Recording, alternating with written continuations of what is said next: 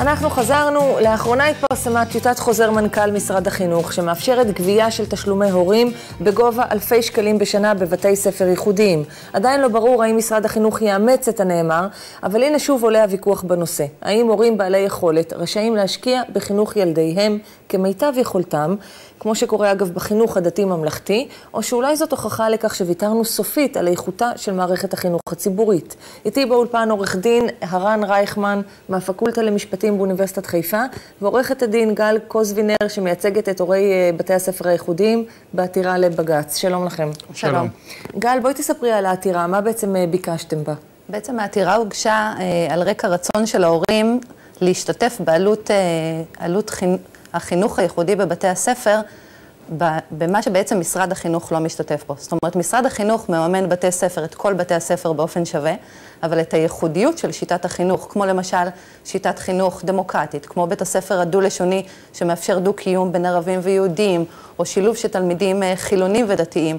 או כמו בתי הספר האנתרופוסופיים, כל בית ספר כמו שיטת חינוך ולדורף, כן. אוקיי. אתם אומרים, תנו לנו, אנחנו רוצים להשלים, אנחנו רוצים לחנך את הילדים בשיטה שלנו, וזה עולה כסף, ויש לנו את הכסף, תנו לשלם. ובדיוק כמו שאמרת מקודם, בעצם משרד החינוך מאפשר בבתי ספר ממלכתיים דתיים להורים להשלים את הפער התקציבי שהוא לא מאמן. אבל בבתי ספר ייחודיים אחרים, משרד החינוך עדיין לא הכיר, ואנחנו מאוד שמחים על טיוטת חוזר המנכ"ל שפורסמה, ואולי תכיר באמת לראשונה בצורך הזה, אבל עד עכשיו הוא לא אפשר את המימון הזה באמצעות ההורים, ומכאן העתירה.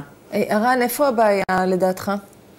יש מספר בעיות. ראשית, תיקון קטן, משרד החינוך כן מממן את הייחודיות. בבית ספר דו-לשוני שקיבל אישור, משרד החינוך יממן את המורה הנוסף, מורה יהודי ומורה ערבי לדוגמה, אך מה שהוא לא יממן זה את הרצון לכיתות יותר קטנות, למורים שמשלמים יותר כסף, ובעצם לקחת את החינוך הציבורי ולעשות חינוך אקסטרה.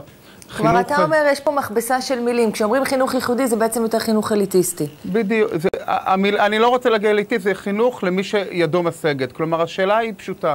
האם אנחנו רוצים שמי שלהוריו יש כסף, הוא יכול להשיג חינוך טוב יותר, או שהמלחמה שלנו היא על חינוך ממלכתי, ציבורי, איכותי לכולם, שדרך אגב, בתוך כל בית ספר אני מעודד ייחודיות. אבל הרן, אני רוצה לשאול אותך, משום אתה יודע, אני מניחה שהרבה ההורים עכשיו יבינו שיש פה בעיה. אולי קודם צריך לתקן את המערכת הציבורית, ואז לבוא ולבקש מהורים, תקריבו את ילדיכם עם חינוך בינוני. כלומר, יש פה, אתה דורש מהורים המון, אתה אומר להם, חכו עד שהמערכת הציבורית תשתפר, אבל אל תיתנו בינתיים אקסטרה כסף למערכת פרטית. זה לא הוגן. ראשית, אני לא דורש מההורים. כל הורה יעשה כמיטב יכולתו מסגרת מה שהמערכת נותנת, לדאוג לילדיו. זאת לא הבעיה. השאלה היא המערכת.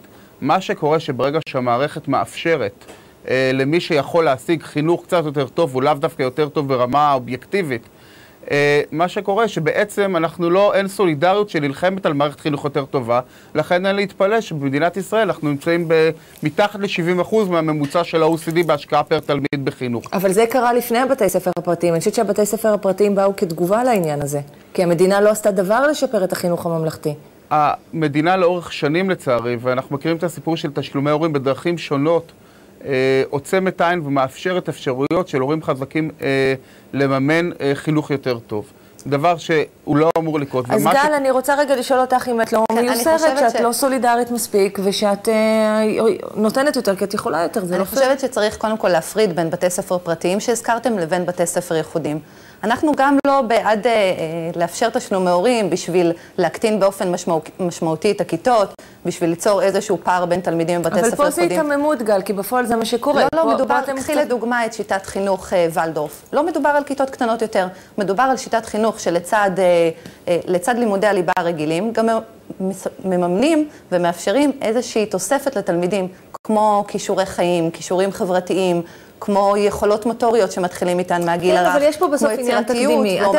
אבל גל, אתם אומרים, אנחנו רוצים את זה בשביל קווים מיוחדים של החינוך שלנו. פה אני מקבלת את דבריו של הרן, שאומר בסוף, זה לטובת כיתות יותר קטנות. לא, אני ממש עומדת על זה, זה לא לטובת כיתות יותר קטנות. למה למשל, הממלכתי דתי כן מוכרת כשיטת חינוך ייחודית, ולא מכירים בזרם הדמוקרטי או האנתרופוסופי. ההורים רוצים לחנך את הילדים שלהם בהתאם להשקפת עולמם. הרי ילד היום נמצא במערכת החינוך המון שעות משעות העירות שלו. ההורים רוצים לאפשר איזשהו רצף של שיטת החינוך. אם הורים בבסיס שלהם, בבית, מאמינים בגישה האנתרופוסופית, כמובן שהם רוצים שאותו ילד ילך למוסד חינוך שפועל בהתאם לגישת ולדורף. הרנה, איך זה באמת עומד מול הזרם הממלכתי דתי? למה שם כן ואצלם לא? ראשית, נגיד כך, לא מתקנים עוול בעוול. יש פה עניין היסטורי שאני יכול להגיד שגם בציבור הממלכתי דתי, לצערנו, זה הוביל למיונים לבתי ספר, להפרדה בין אוכלוסיות, ויש שם בעיה קשה שגם בה צריך לטפל. בוודאי לא מתקנים את העוול הזה בפגיעה יותר חמורה בשוויון. ועכשיו בעצם הרצון פה, עם כל מכבסת המילים וכל מי שבודק את הנתונים, מי נמצא בבתי הספר, זה בתי ספר לתלמידים עם הרכב חברתי-כלכלי גבוה. ההורים מחפשים להיות בבתי ספר עם מי שדומה להם, עם מי שיכול כמוהם, ובעצם מדירים אוכלוסיות אחרות. כל ניסיון לתאר את זה רדיפה אחרי שיטות חינוך ייחודיות הוא לא מדויק. אתה חושב אבל שאם תמנע מהם תצליח לשפר את מערכת החינוך הציבורית? אני חושב שכפי שראינו שיוצאים מאות אלפי בני אדם מלחמה על דברים שכואבים לכולם, רק ככה נוכל לייצר ציבור שדורש מהמערכת שלו לתת יותר. ובכל מקום שמשקיעים במערכת כולם מרוויחים דרך אגב. תהיה מערכת גם הרבה יותר מצוינת לטובת כולם. גל, איפה זה עומד עם בג"ץ? כרגע צפויים דיונים או שצפויה אחרי? הדיון יהיה ביום חמישי הקרוב, שאני מבינה שזה יהיה אחרי... נכון, אנחנו מצלמים לפני, כלומר, השידור הוא אחרי הדיון, אבל זה דיון, זה לא הכרעה.